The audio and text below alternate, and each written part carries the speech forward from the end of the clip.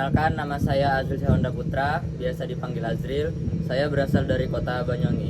Perkenalkan, nama saya Eka Rahayu, biasa dipanggil Eka. Saya berasal dari Nganjuk. Halo, perkenalkan nama saya Laurencia Trivenafta Devi, bisa dipanggil Lauren. Saya berasal dari Bogor, Jawa Barat. Perkenalkan, nama saya Hafiz Al-Faiz, bisa dipanggil Faiz. Saya berasal dari Aceh. Perkenalkan, saya Ditya Puji Lestari, bisa dipanggil Puji. Saya berasal dari kota Surabaya. Kan kalian pada ini nggak sih pendatang dari kota lain kan, dari luar Surabaya. Menurut kalian culture shock tuh apa sih? Kalau menurut aku sendiri, culture shock itu perasaan kaget atau bingung gitu ketika budaya yang kita rasakan di daerah kita sendiri itu berbeda banget sama budaya daerah yang kita tinggali sekarang. Contohnya kan kita nih anak-anak rantau yang baru pindah ke Surabaya, banyak banget culture shock yang bakal kita alami gitu. Nah, bener banget tuh. Dan hal kecil pun bisa bikin kita tuh kaget. Misalnya dari segi cara kita berpakaian, dari kita makan, dari segi bahasa. Ya mungkin banyak juga yang dari luar pulau yang membuat anak rantau itu tuh kayak agak shock gitu perihal kayak bahasa ataupun perbedaan budaya dari pulau-pulau lainnya lah. Nah, culture shock itu nggak selalu berdampak buruk untuk diri kita sendiri. Jadi culture shock itu ada yang buruk dan ada juga yang baik. Contohnya kalau yang buruk itu seperti pergaulan bebas. Kalau yang baik itu kita bisa belajar hal baru, kayak budaya baru di tempat kita merantau itu. Jadi nggak selalu culture shock ini berdampak buruk bagi diri kita sendiri. Setuju sih, yang penting kita mau beradaptasi dan nggak langsung menolak perbedaan. Culture shock itu bisa menjadi pengalaman berharga atau ajaran lah penting bagi kita. Terus kalau dari kalian sendiri, cara kalian kalau mengalami culture shock itu gimana? Kalau menurut aku, pertama tuh kita nerima perasaan diri kita dulu bahwa kita tuh sebenarnya kan pendatang ya. Jadi kita harus mau untuk mempelajari hal-hal baru, jangan menutup diri dari hal-hal di selain daerah kita sendiri gitu.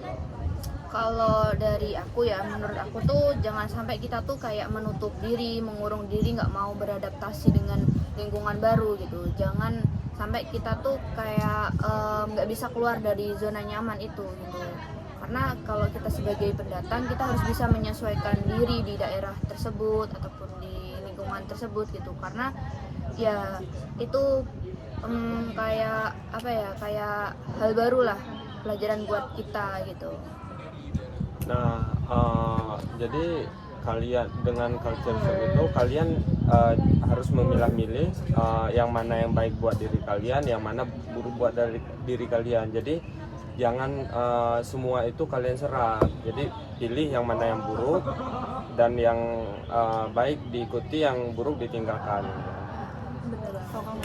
Jadi kita tidak bisa berlarut lama, bisa dibilang nge-stuck di culture shock, karena mau gimana pun di setiap tempat tinggal itu memiliki perbedaan. Seperti contoh di tempat tinggal saya yang dominan asri dan hijau. Ulang.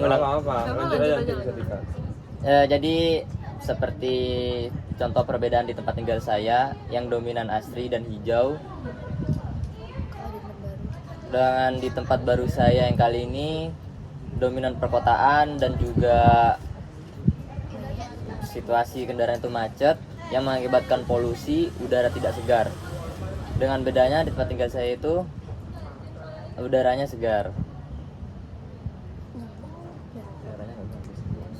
Jadi kalau misalnya menurut aku sendiri ya, walaupun aku bukan anak rantau pun aku juga kayak pasti ada mengalami culture shock, karena kita berpindah dari lingkungan yang satu ke lingkungan yang lainnya tuh pasti ada perbedaan yang nggak mungkin kita langsung bisa menerima hal itu gitu loh.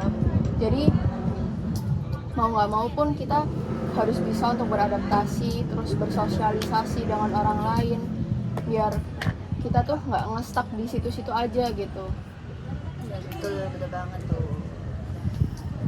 Sekian dari kelompok kami, mohon maaf apabila ada salah kata maupun perbuatan. Assalamualaikum warahmatullahi wabarakatuh.